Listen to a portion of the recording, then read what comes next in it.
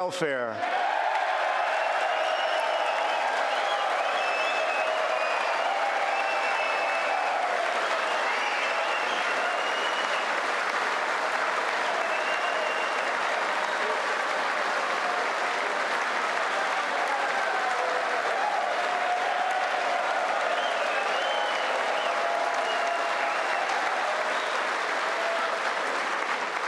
In 8 years under the last administration, over 300,000 working-age people dropped out of the workforce. In just 3 years of my administration, 3.5 million people, working-age people, have joined the workforce.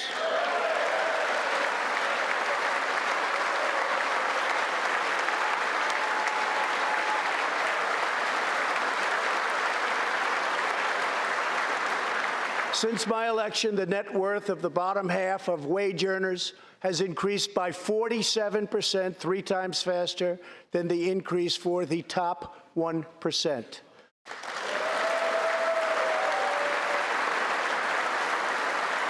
After decades of flat and falling incomes, wages are rising fast, and wonderfully, they are rising fastest for low-income workers who have seen a 16% pay increase since my election.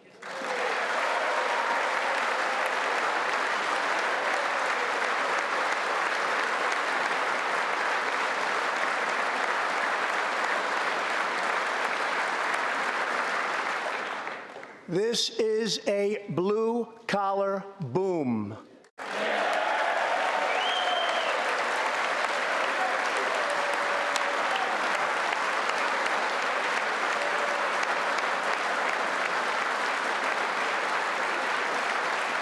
Real median household income is now at the highest level ever recorded. Since my election, U.S. stock markets have soared 70%, adding more than $12 trillion to our nation's wealth, transcending anything anyone believed was possible. This is a record. It is something that every country in the world is looking up to. They admire.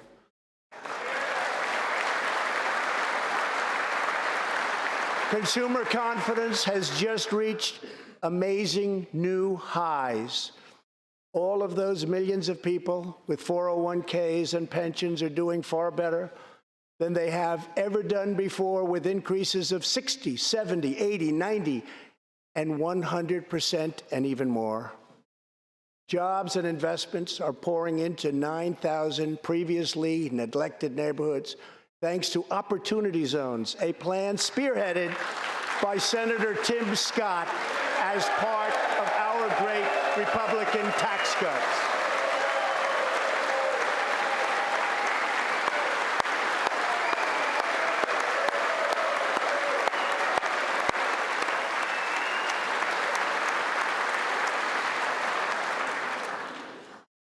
In other words, wealthy people and companies are pouring money into poor neighborhoods or areas that haven't seen investment in many decades, creating jobs, energy, and excitement.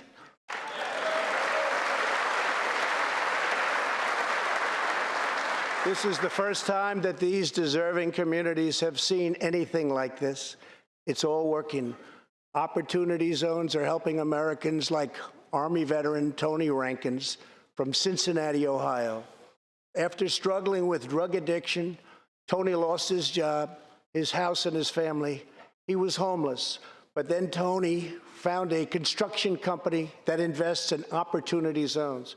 He is now a top tradesman, drug-free, reunited with his family, and he is here tonight. Tony, keep up the great work, Tony.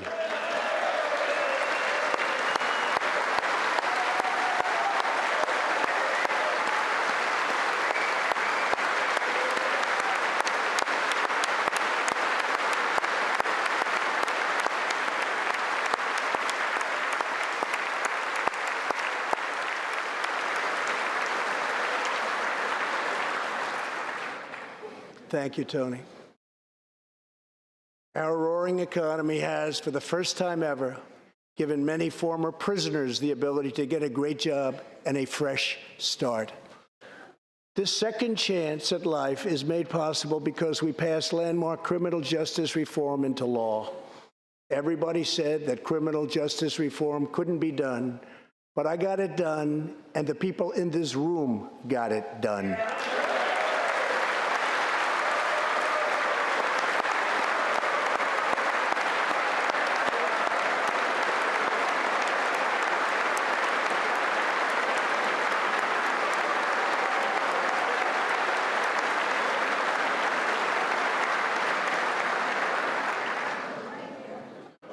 Thanks to our bold regulatory reduction campaign, the United States has become the #1 producer of oil and natural gas anywhere in the world, by far.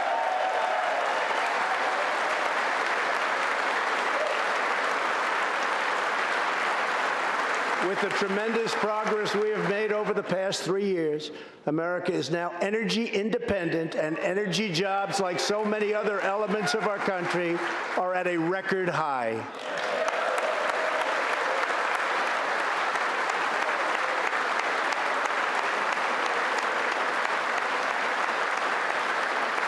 We are doing numbers that no one would have thought possible just 3 years ago. Likewise, we are restoring our nation's manufacturing might, even though predictions were, as you all know, that this could never, ever be done. After losing 60,000 factories under the previous 2 administrations, America has now gained 12,000 new factories under my administration, with thousands upon thousands of plants and factories being planned or being built.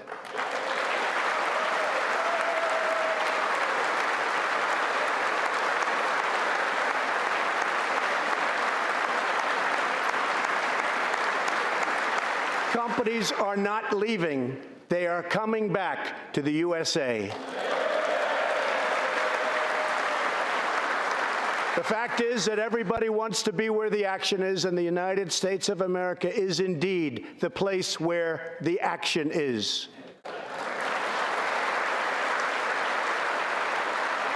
One of the biggest promises I made to the American people was to replace the disastrous NAFTA trade deal.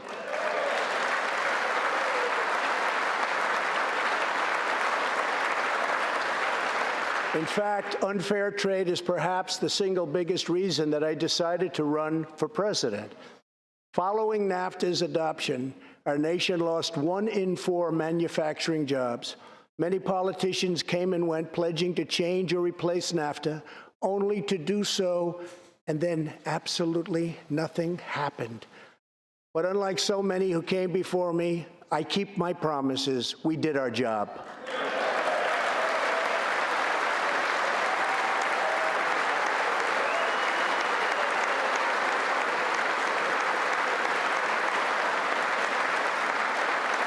6 days ago, I replaced NAFTA and signed the brand new U.S.-Mexico-Canada agreement into law. The USMCA will create nearly 100,000 new high-paying American auto jobs and massively boost exports for our farmers, ranchers, and factory workers.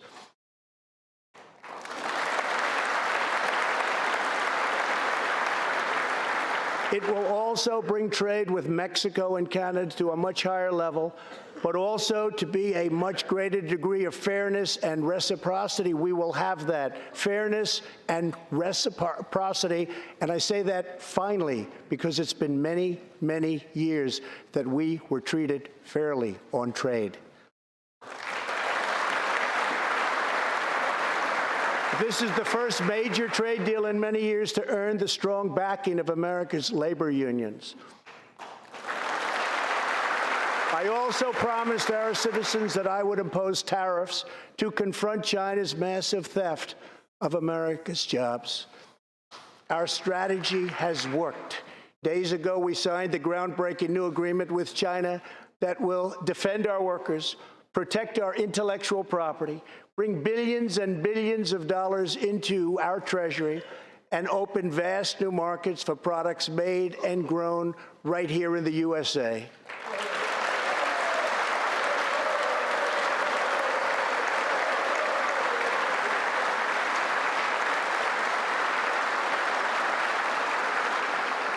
For decades, China has taken advantage of the United States. Now we have changed that.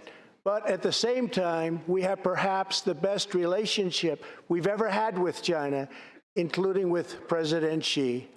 They respect what we've done because, quite frankly, they could never really believe that they were able to get away with what they were doing year after year, decade after decade, without someone in our country stepping up and saying, that's enough.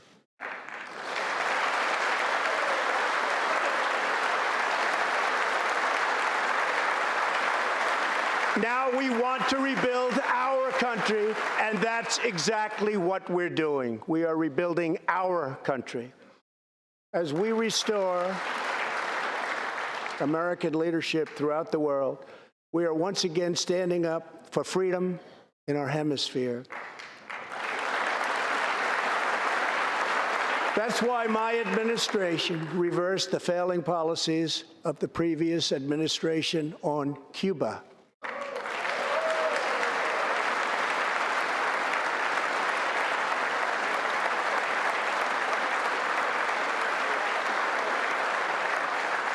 We are supporting the hopes of Cubans, Nicaraguans, and Venezuelans to restore democracy. The United States is leading a 59-nation diplomatic coalition against the socialist dictator of Venezuela, Nicolas Maduro.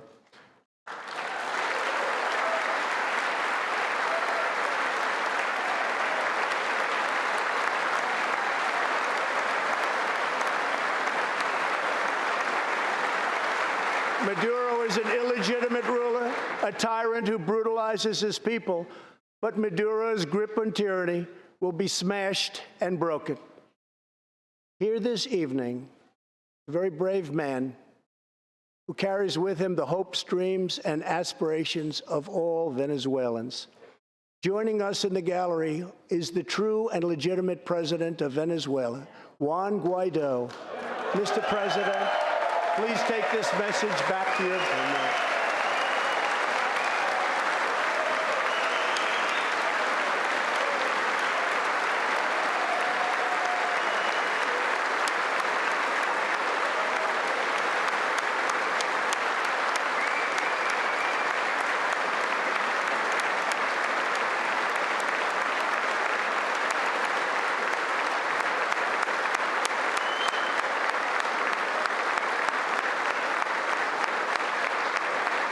Thank you, Mr. President.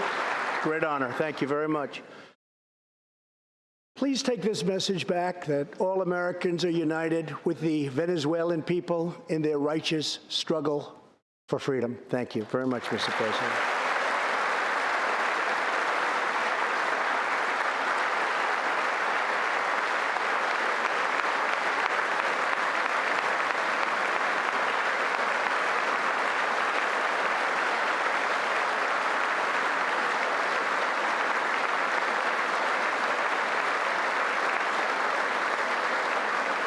Thank you very much.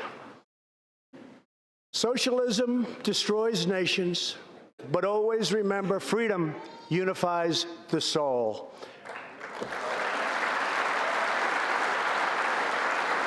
To safeguard American liberty, we have invested a record-breaking $2.2 trillion in the United States military.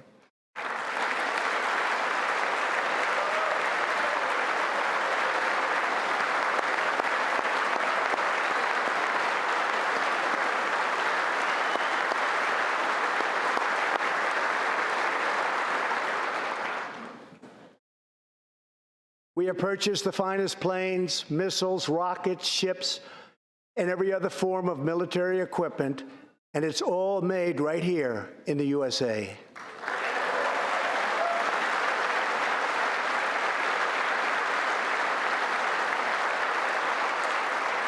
We are also getting our allies, finally, to help pay their fair share.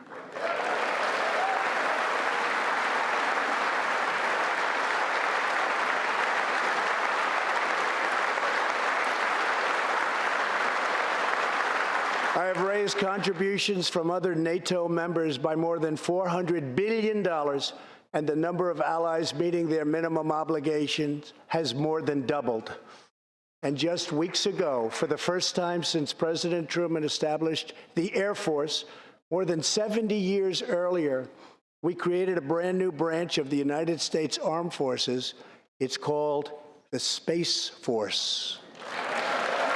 Very important.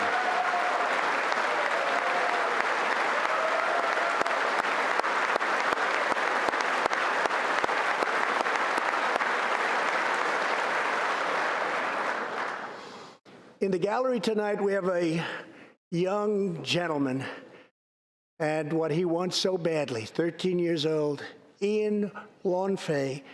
He's an 8th grader from Arizona. Ian, please stand up. Ian has always dreamed of going to space. He was the first in his class and among the youngest at an aviation academy. He aspires to go to the Air Force Academy, and then he has his eye on the Space Force. As Ian says, most people look up at space. I want to look down on the world.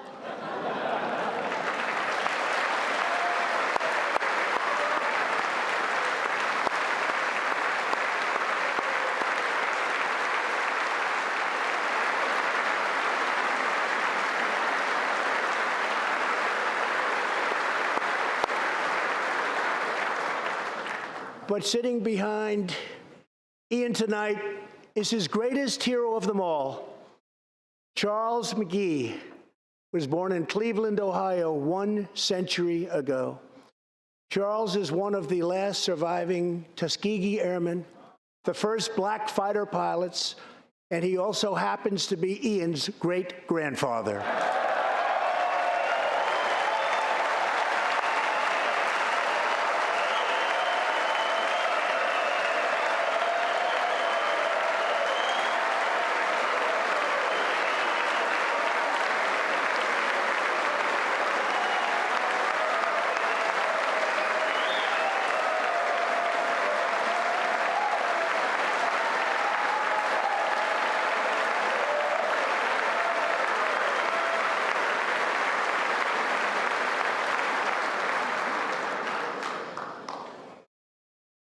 Incredible story. After more than 130 combat missions in World War II, he came back home to a country still struggling for civil rights and went on to serve America in Korea and Vietnam. On December 7th, Charles celebrated his 100th birthday.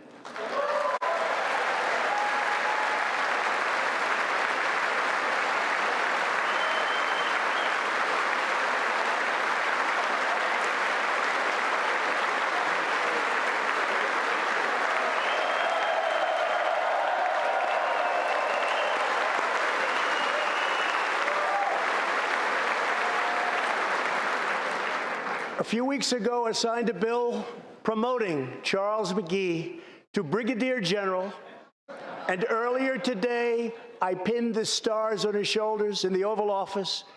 General McGee, our nation salutes you. Thank you, sir.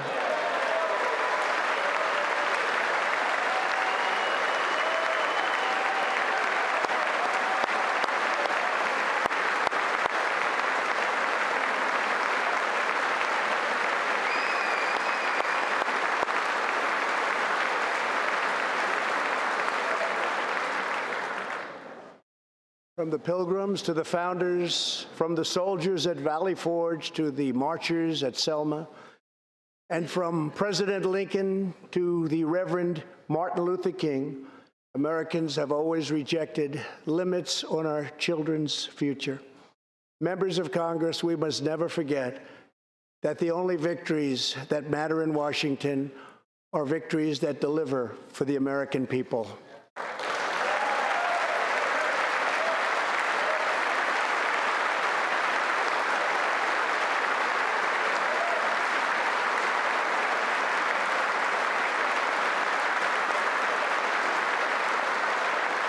The people are the heart of our country.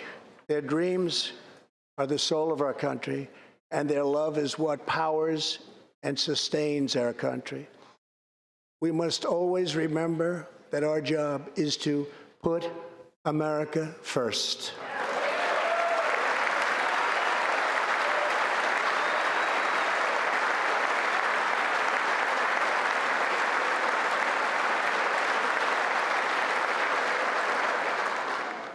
The next step forward in building an inclusive society is making sure that every young American gets a great education and the opportunity to achieve the American dream. Yet for too long, countless American children have been trapped in failing government schools. To rescue these students, 18 states have created school choice in the form of opportunity scholarships. The programs are so popular that tens of thousands of students remain on a waiting list. One of those students is Janiyah Davis, a fourth grader from Philadelphia. Janiyah.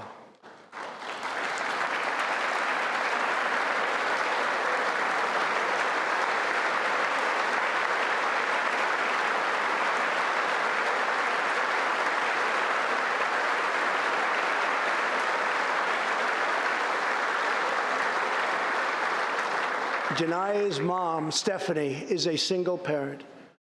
She would do anything to give her daughter a better future. But last year, that future was put further out of reach when Pennsylvania's governor vetoed legislation to expand school choice to 50,000 children.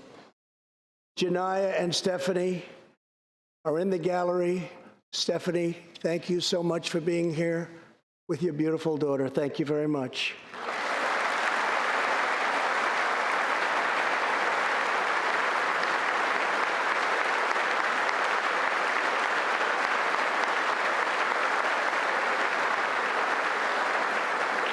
But Janiyah, I have some good news for you, because I am pleased to inform you that your long wait is over. I can proudly announce tonight that an opportunity scholarship has become available. It's going to you, and you will soon be heading to the school of your choice.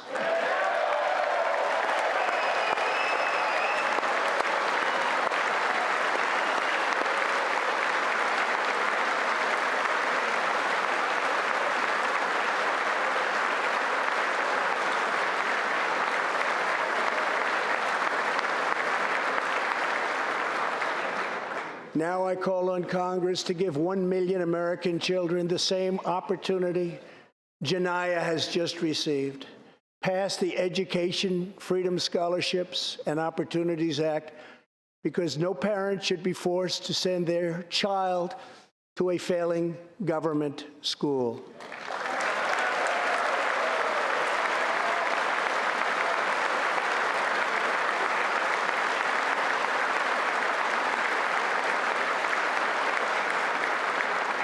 Every young person should have a safe and secure environment in which to learn and to grow. For this reason, our magnificent First Lady has launched the Be Best initiative to advance a safe, healthy, supportive, and drug-free life for the next generation, online, in school, and in our communities. Thank you, Melania, for your extraordinary love and profound care for America's children. Thank you very much.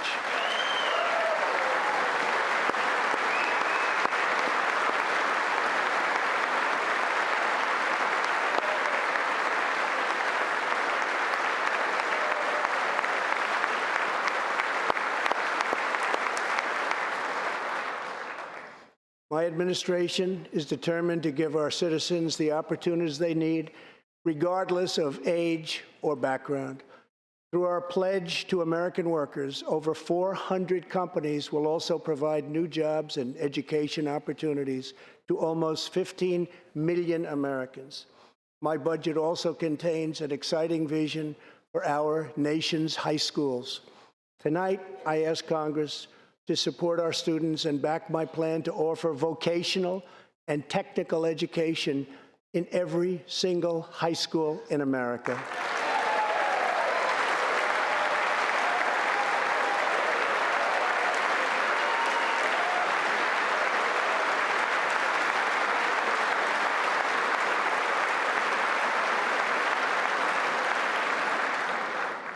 To expand equal opportunity, I am also proud that we achieved record and permanent funding for our nation's historically black colleges and universities.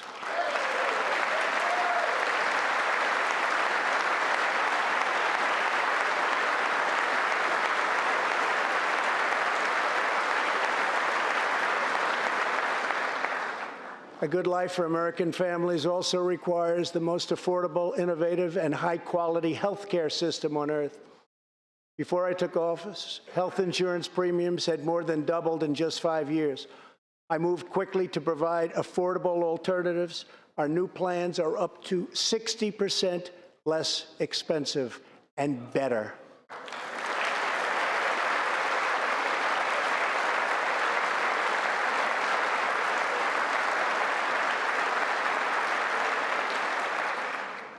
I've also made an ironclad pledge to American families. We will always protect patients with pre-existing conditions.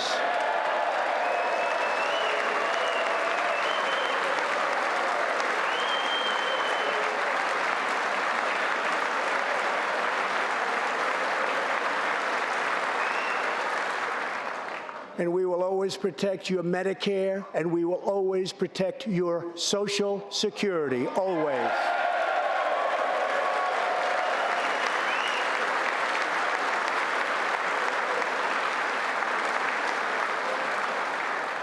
The American patient should never be blindsided by medical bills.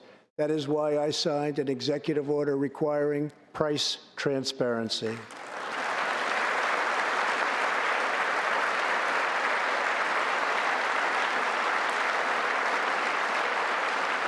Many experts believe that transparency, which will go into full effect at the beginning of next year, will be even bigger than health care reform.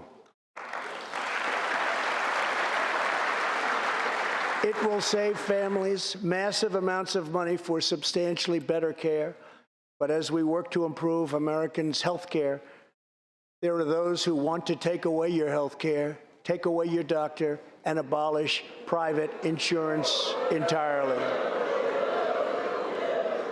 132 lawmakers in this room have endorsed legislation to impose a socialist takeover of our health care system, wiping out the private health insurance plans of 180 million very happy Americans.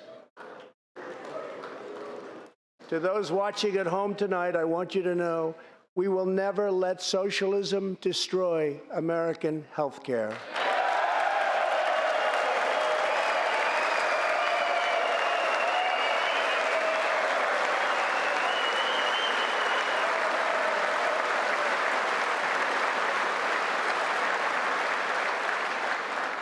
Over 130 legislators in this chamber have endorsed legislation that would bankrupt our nation by providing free taxpayer-funded health care to millions of illegal aliens, forcing taxpayers to subsidize free care for anyone in the world who unlawfully crosses our borders. These proposals would raid the Medicare benefits of our seniors and that our seniors depend on, while acting as a powerful lure for illegal immigration. That is what is happening in California and other states. Their systems are totally out of control, costing taxpayers vast and unaffordable amounts of money. If forcing American taxpayers to provide unlimited free health care to illegal aliens sounds fair to you, then stand with the radical left. But if you believe that we should defend American patients and American seniors, then stand with me and pass legislation to prohibit free government health care for illegal aliens.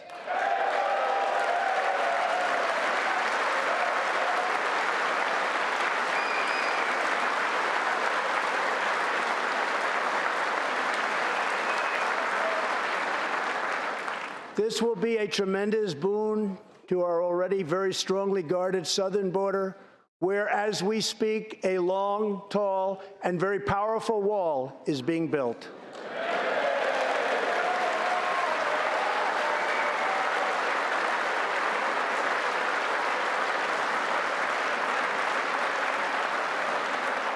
We have now completed over 100 miles and have over 500 miles fully completed in a very short period of time. Early next year, we will have substantially more than 500 miles completed. My administration is also taking on the big pharmaceutical companies. We have approved a record number of affordable generic drugs, and medicines are being approved by the FDA at a faster clip than ever before.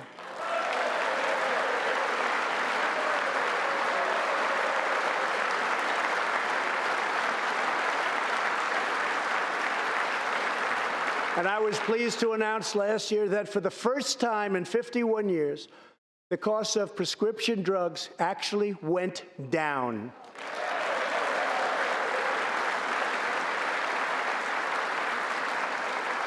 And working together, Congress can reduce drug prices substantially from current levels. I've been speaking to Senator Chuck Grassley of Iowa and others in Congress in order to get something on drug pricing done, and done quickly and properly. I'm calling for bipartisan legislation that achieves the goal of dramatically lowering prescription drug prices. Get a bill on my desk and I will sign it into law immediately.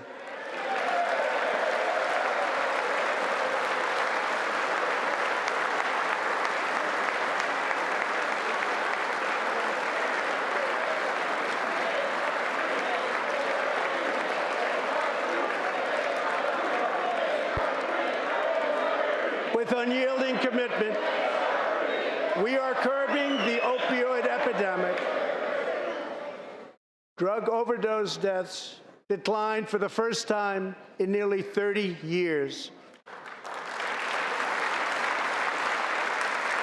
Among the states hardest hit, Ohio is down 22%, Pennsylvania is down 18%, Wisconsin is down 10%, and we will not quit until we have beaten the opioid epidemic once and for all.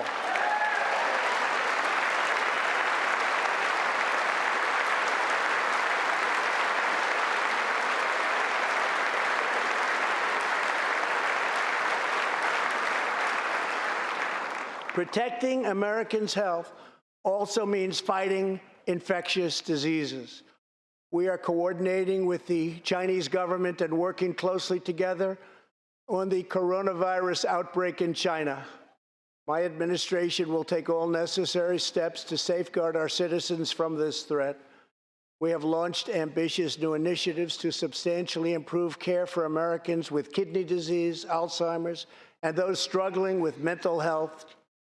And because Congress was so good as to fund my request, new cures for childhood cancer, and we will eradicate the AIDS epidemic in America by the end of this decade.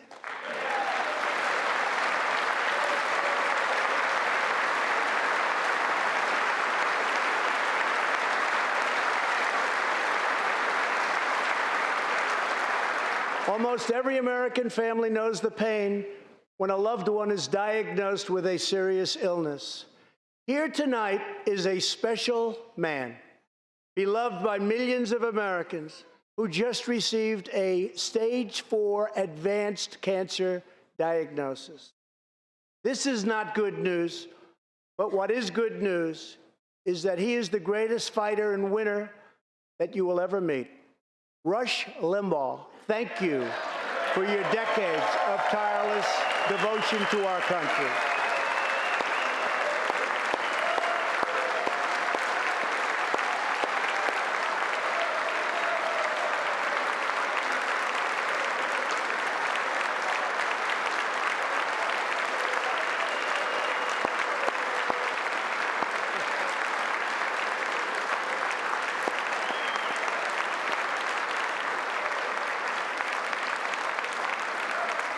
And Rush, in recognition of all that you have done for our nation, the millions of people a day that you speak to and that you inspire, and all of the incredible work that you have done for charity, I am proud to announce tonight that you will be receiving our country's highest civilian honor, the Presidential Medal of Freedom.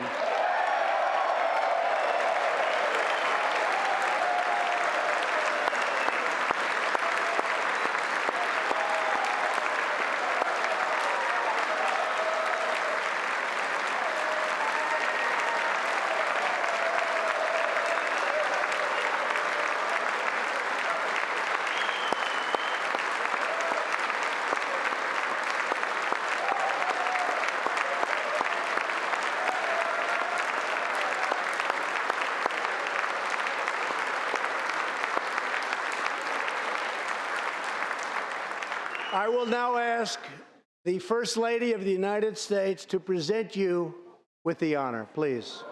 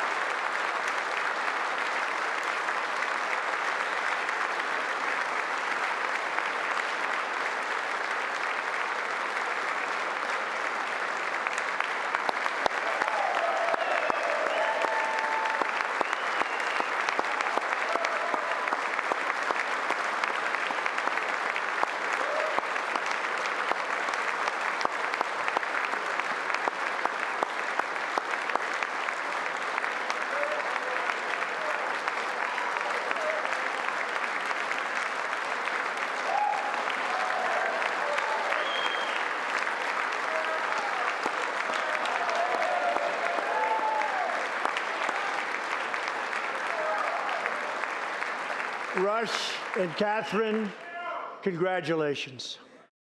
Thank you, Catherine. As we pray for all who are sick, we know that America is constantly achieving new medical breakthroughs. In 2017, doctors at St. Luke's Hospital in Kansas City delivered one of the earliest premature babies ever to survive. Born at just 21 weeks and 6 days and weighing less than a pound, Ellie Schneider was a born fighter. Through the skill of her doctors and the prayers of her parents, little Ellie kept on winning the battle of life. Today, Ellie is a strong, healthy 2-year-old girl sitting with her amazing mother, Robin. In the gallery, Ellie and Robin, we are glad to have you with us tonight.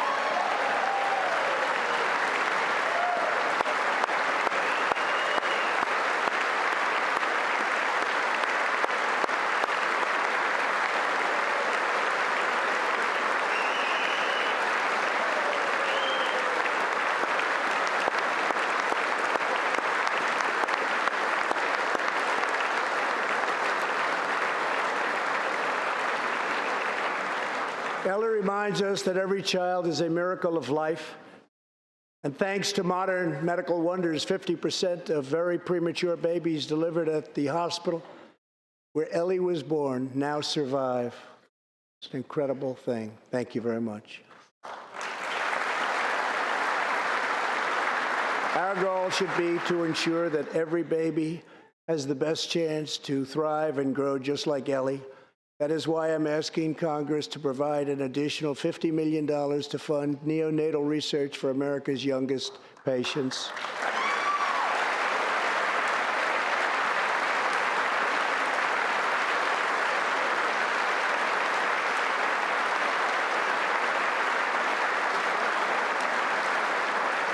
That is why I'm also calling upon members of Congress here tonight to pass legislation finally banning the late-term abortion of babies.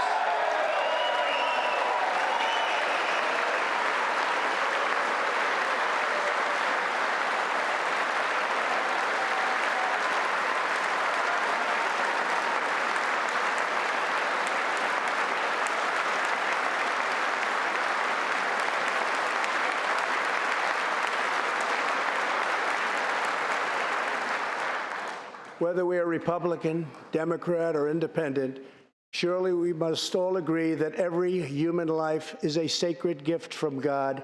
As we support America's moms and dads, I was recently proud to sign the law providing new parents in the federal workforce paid family leave, serving as a model for the rest of the country.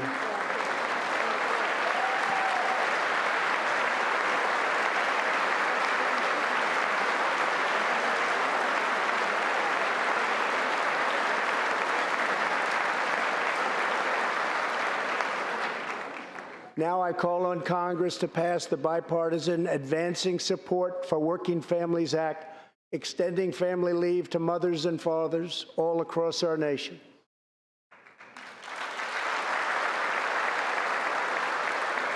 $40 million American families have an average $2,200 extra thanks to our child tax credit.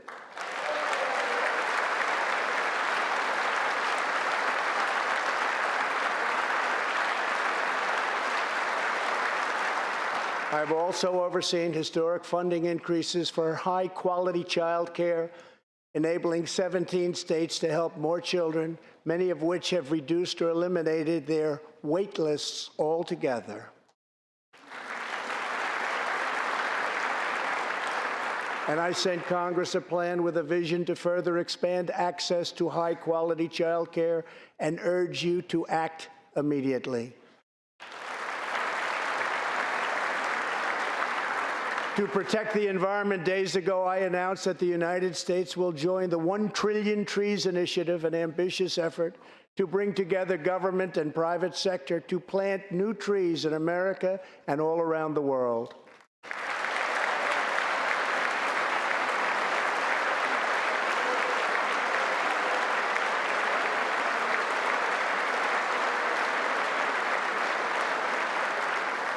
We must also rebuild America's infrastructure.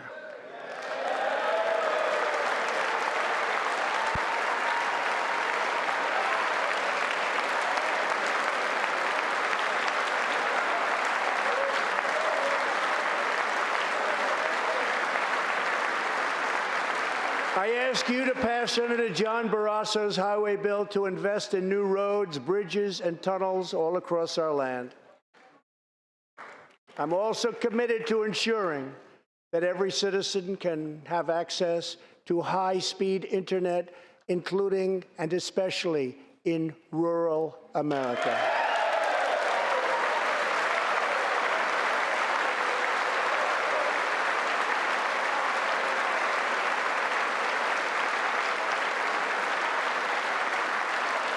A better tomorrow for all Americans also requires us to keep America safe.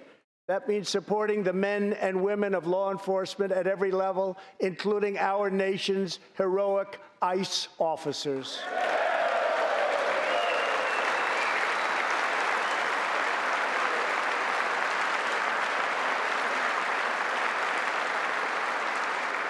Last year, our brave ICE officers arrested more than 120,000 criminal aliens charged with nearly 10,000 burglaries, 5,000 sexual assaults, 45,000 violent assaults, and 2,000 murders. Tragically, there are many cities in America where radical politicians have chosen to provide sanctuary for these criminal, illegal aliens.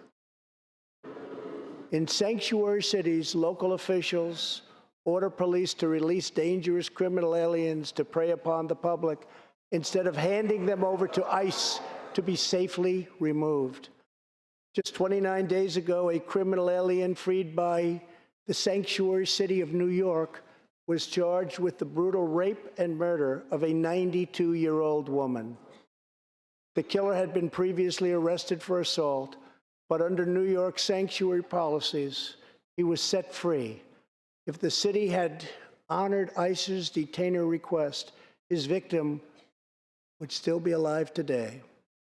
The state of California passed an outrageous law declaring their whole state to be a sanctuary for criminal, illegal immigrants, a very terrible sanctuary with catastrophic results. Here is just one tragic example. In December 2018, California police detained an illegal alien with 5 prior arrests, including convictions for robbery and assault. But as required by California's sanctuary law, Local authorities released him. Days later, the criminal alien went on a gruesome spree of deadly violence. He viciously shot one man going about his daily work. He approached a woman sitting in her car and shot her in the arm and in the chest. He walked into a convenience store and wildly fired his weapon. He hijacked a truck and smashed into vehicles, critically injuring innocent victims. One of the victims is a terrible, terrible situation. Died, 51-year-old American named Rocky Jones. Rocky was at a gas station when this vile criminal fired 8 bullets at him from close range, murdering him in cold blood. Rocky left behind a devoted family, including his brothers, who loved him more than anything else in the world. One of his grieving brothers is here with us tonight. Jody, would you please stand? Jody, thank you.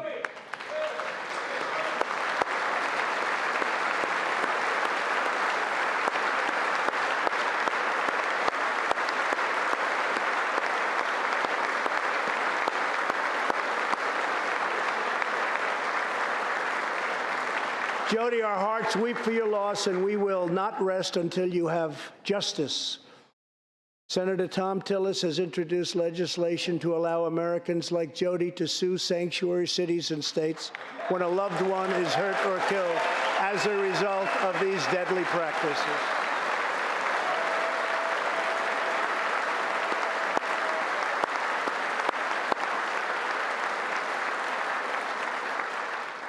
I ask Congress to pass the Justice for Victims of Sanctuary Cities Act immediately.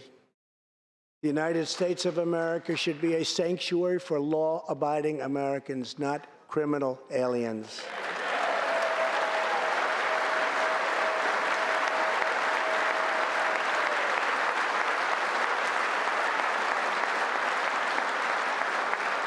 In the last 3 years, ICE has arrested over 5,000 wicked human traffickers, and I have signed 9 pieces of legislation to stamp out the menace of human trafficking domestically and all around the globe. My administration has undertaken an unprecedented effort to secure the southern border of the United States.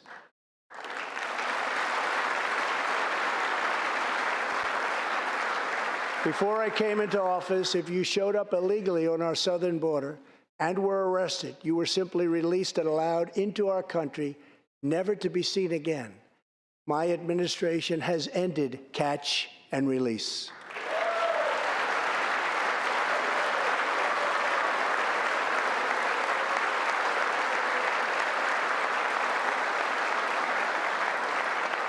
If you come illegally, you will now be promptly removed from our country.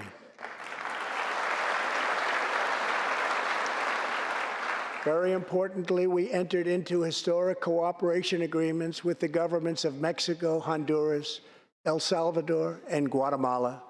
As a result of our unprecedented efforts, illegal crossings are down 75% since May, dropping 8 straight months in a row.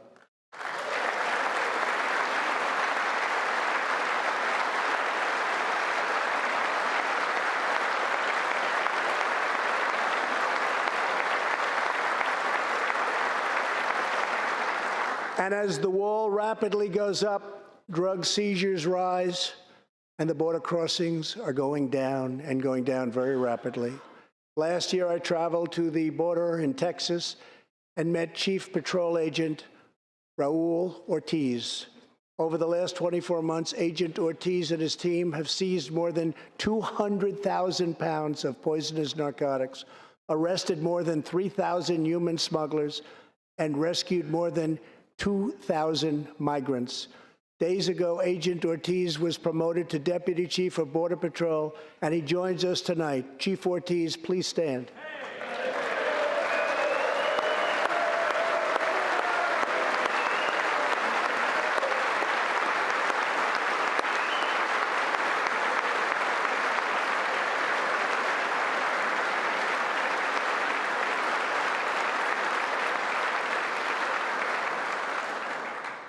A grateful nation thanks you and all of the heroes of Border Patrol and ICE. Thank you very much. Thank you. To build on these historic gains, we are working on legislation to replace our outdated and randomized immigration system with one based on merit, welcoming those who follow the rules, contribute to our economy, support themselves financially, and uphold our values.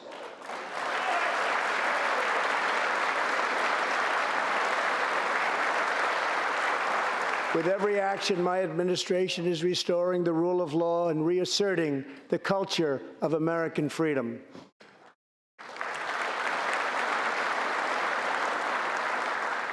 Working with Senate Majority Leader Mitch McConnell, thank you, Mitch,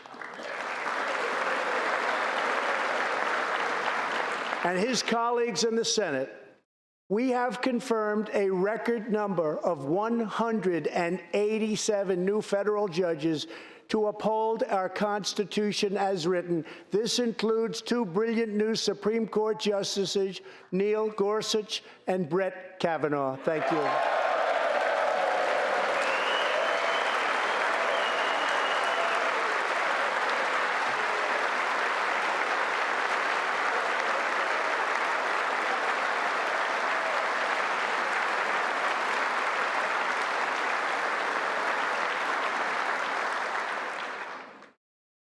And we have many in the pipeline.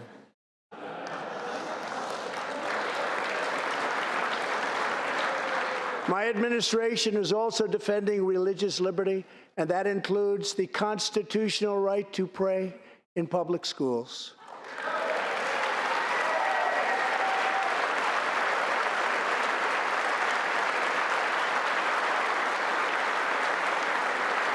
In America, we don't punish prayer. We don't tear down crosses. We don't ban symbols of faith. We don't muzzle preachers and pastors. In America, we celebrate faith. We cherish religion. We lift our voices in prayer, and we raise our sights to the glory of God. Just as we believe in the First Amendment, we also believe in another constitutional right that is under siege all across our country.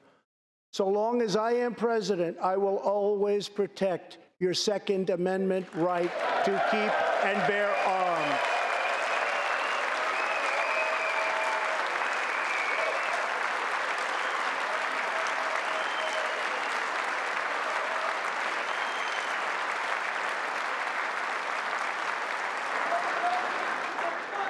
In reaffirming our heritage as a free nation, we must remember that America has always been a frontier nation. Now we must embrace the next frontier, America's manifest destiny in the stars. I am asking Congress to fully fund the Artemis program to ensure that the next man and the first woman on the moon will be American astronauts, using this as a launching pad to ensure that America is the first nation to plant its flag on Mars.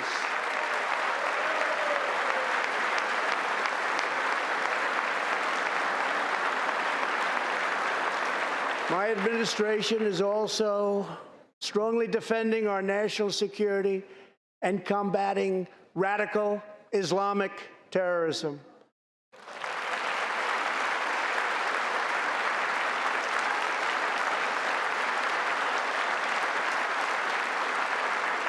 Last week, I announced a groundbreaking plan for peace between Israel and the Palestinians.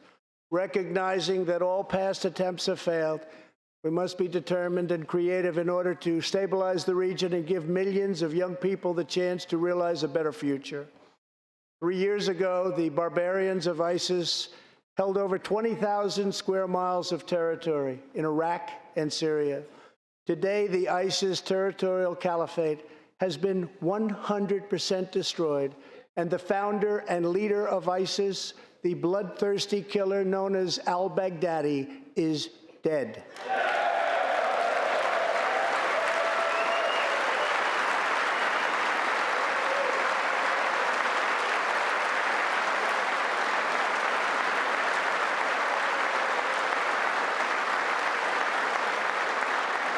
We are joined this evening by Carl and Marcia Mueller. After graduating from college, their beautiful daughter, Carla, became a humanitarian aid worker. She once wrote, "Some people find God in church, some people find God in nature, some people find God in love. I find God in suffering. I've known for some time what my life's work is, using my hands as tools to relieve suffering." In 2013, while caring for suffering civilians in Syria, Kayla was kidnapped, tortured, and enslaved by ISIS and kept as a prisoner of al-Baghdadi himself. After more than 500 horrifying days of captivity, al-Baghdadi murdered young, beautiful Kayla. She was just 26 years old. On the night that U.S. Special Forces operations ended al-Baghdadi's miserable life, the chairman of the Joint Chiefs of Staff, General Mark Milley, received a call in the Situation Room. He was told that the brave men of the elite Special Forces team that so perfectly carried out the operation had given their mission a name, Task Force 814. It was a reference to a special day, August 14th, Kayla's birthday. Carl and Marcia, America's warriors, never forgot Kayla, and neither will we. Thank you.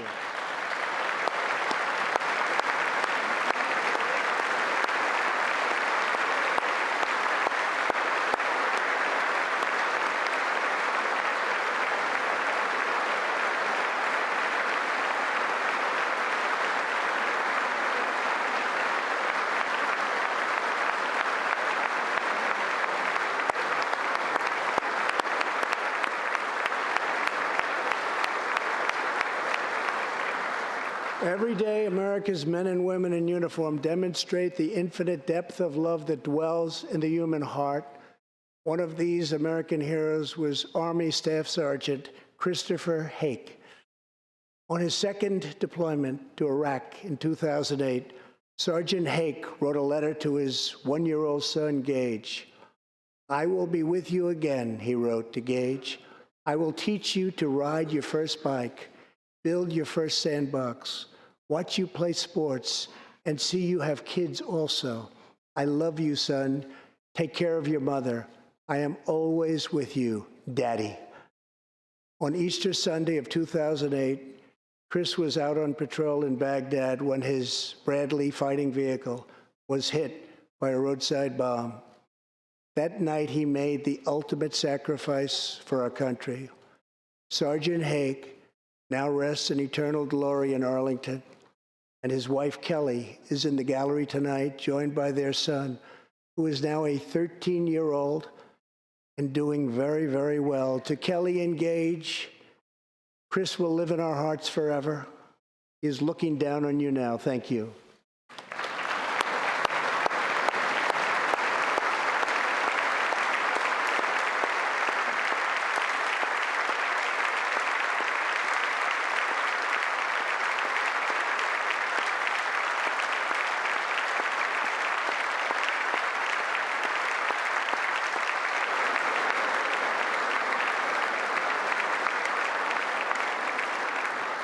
Thank you very much. Thank you both very much. The terrorist responsible for killing Sergeant Hake was Qasem Soleimani, who provided the deadly roadside bomb that took Chris's life. Soleimani was the Iranian regime's most ruthless butcher, a monster who murdered or wounded thousands of American service members in Iraq.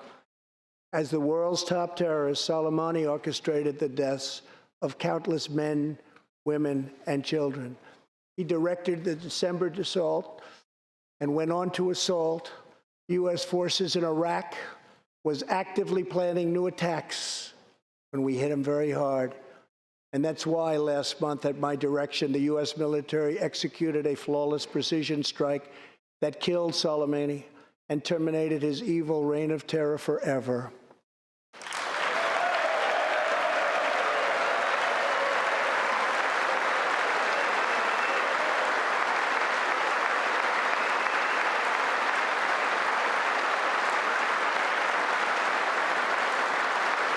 Our message to the terrorists is clear.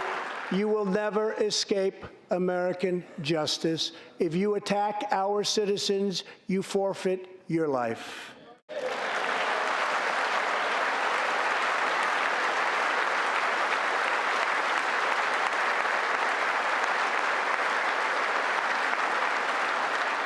In recent months, we have seen proud Iranians raise their voices against their oppressive rulers. The Iranian regime must abandon its pursuit of nuclear weapons, stop spreading terror, death, and destruction, and start working for the good of its own people. Because of our powerful sanctions, the Iranian economy is doing very, very poorly. We can help them make a very good and short-time recovery. It can all go very quickly, but perhaps they are too proud or too foolish to ask for that help. We are here. Let's see which road they choose. It is totally up to them.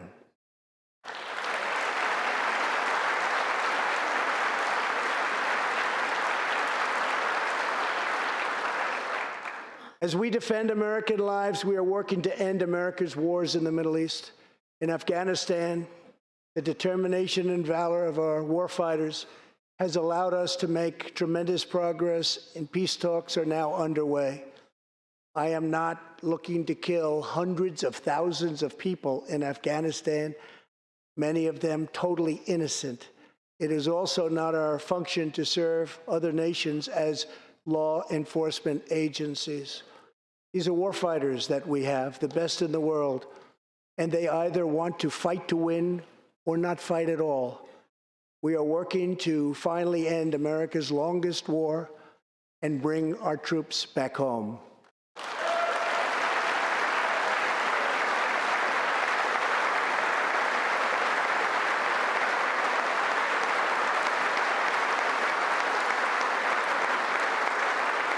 War places a heavy burden on our nation's extraordinary military families, especially spouses like Amy Williams from Fort Bragg, North Carolina, and her two children, 6-year-old Eliana and 3-year-old Rowan.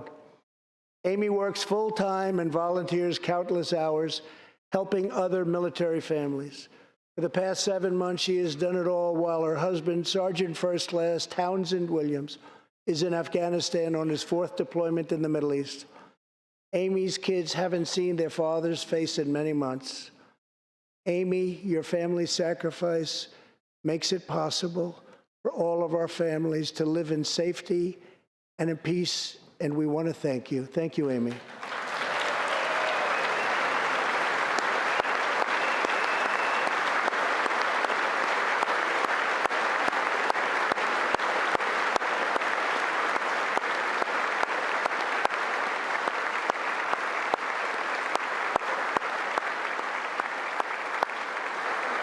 But Amy, there is one more thing. Tonight we have a very special surprise. I am thrilled to inform you that your husband is back from deployment. He is here with us tonight, and we couldn't keep him waiting any longer.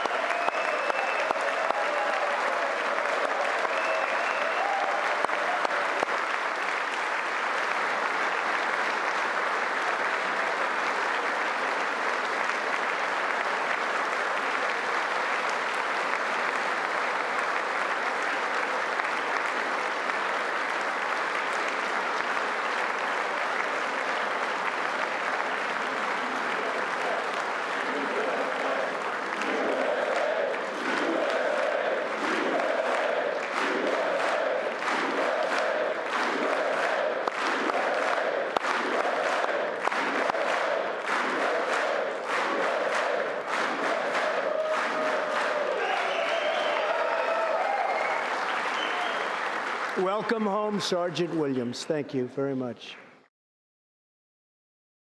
As the world bears witness tonight, America is a land of heroes. This is a place where greatness is born, where destinies are forged, and where legends come to life. This is the home of Thomas Edison and Teddy Roosevelt, of many great generals, including Washington, Pershing, Patton, and MacArthur. This is the home of Abraham Lincoln, Frederick Douglass, Amelia Earhart, Harriet Tubman, the Wright brothers, Neil Armstrong, and so many more.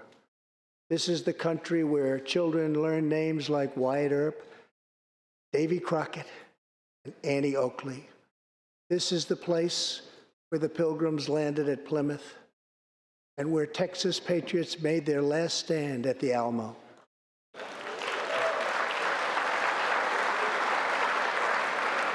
The beautiful, beautiful Alamo. The American nation was carved out of the vast frontier by the toughest, strongest, fiercest, and most determined men and women ever to walk on the face of the earth.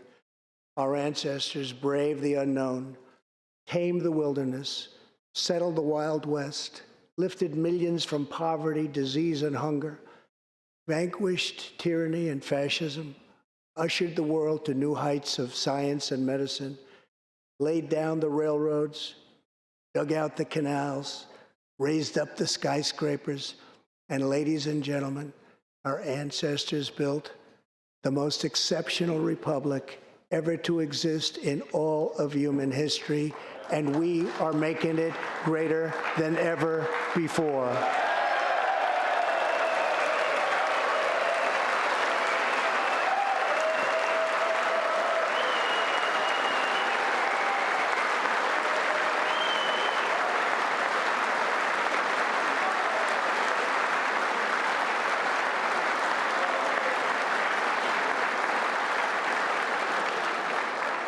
This is our glorious and magnificent inheritance. We are Americans. We are pioneers. We are the pathfinders. We settled the new world. We built the modern world. And we changed history forever by embracing the eternal truth that everyone is made equal by the hand of Almighty God.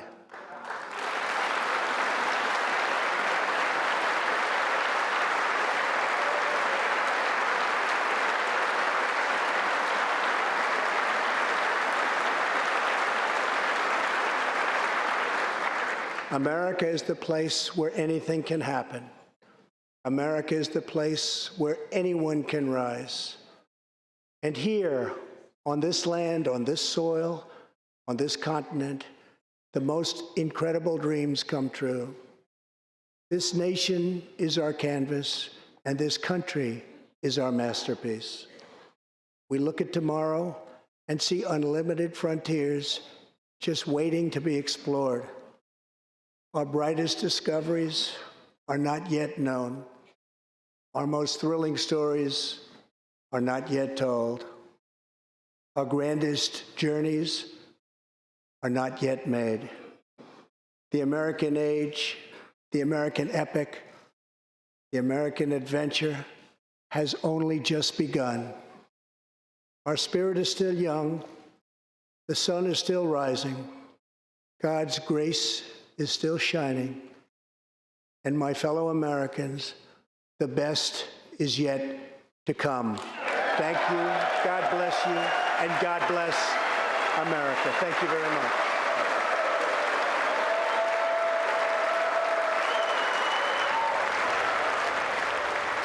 The president promised relentless optimism in his remarks tonight. And upstaged in the final moments, by the Speaker of the House, who just ripped up his speech. It appears she just tore up some papers, and that may be the speech that he handed her when he walked out, and they did not shake hands at the beginning. It was an exclamation point. The president was inaugurated with a speech about American carnage. Tonight, 3 years later, Before the nation, he spoke about the great American comeback. This was a speech unlike any other I have witnessed from President Donald Trump, where the reality TV president took on the State of the Union. A master showman at his best, including a reunion from an American soldier who had just returned, surprising his wife and 2 young children, granting a scholarship for a young African-American girl who wanted to go to a different school. There were many moments like this where Republicans leapt to their feet, shouting 4 more years, USA, and Democrats sat stone-faced. At many times, the Speaker of the House directly behind the President of the United States, pursing her lips, almost looking ill at some of the remarks made as the President touted his accomplishments and those of his administration, including a strong record on the economy. Want to bring in John Dickerson here and Margaret Brennan. John? Well, you know, this was his Morning in America speech. That was a phrase that came from Ronald Reagan in 1984. He said, "It's morning in America." But when Reagan did it, when he gave his State of the Union in 1984, in his election year, his second paragraph was about the bipartisan achievements. He said America was in a fix, but it was no one's fault, no party, no generation. This speech, in other words, he embraced the bipartisan kind of spirit usually of this speech. That spirit did not exist in this. Not only did the president not shake the speaker's hand, she did not say the traditional words, "It's my high privilege and distinct honor to introduce the president." We saw there that it was an absolutely split evening. The division in America was out there for all to see. And now, as Margaret was saying earlier, this is the campaign kickoff speech.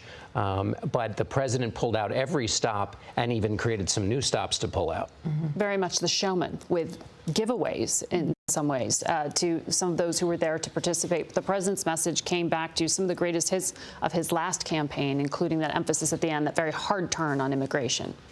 All right, the president has now left the House chamber. We're going to take a quick break, and then we'll be back with the Democratic response delivered by Michigan Governor Gretchen Whitmer. We'll be right back. Just a moment.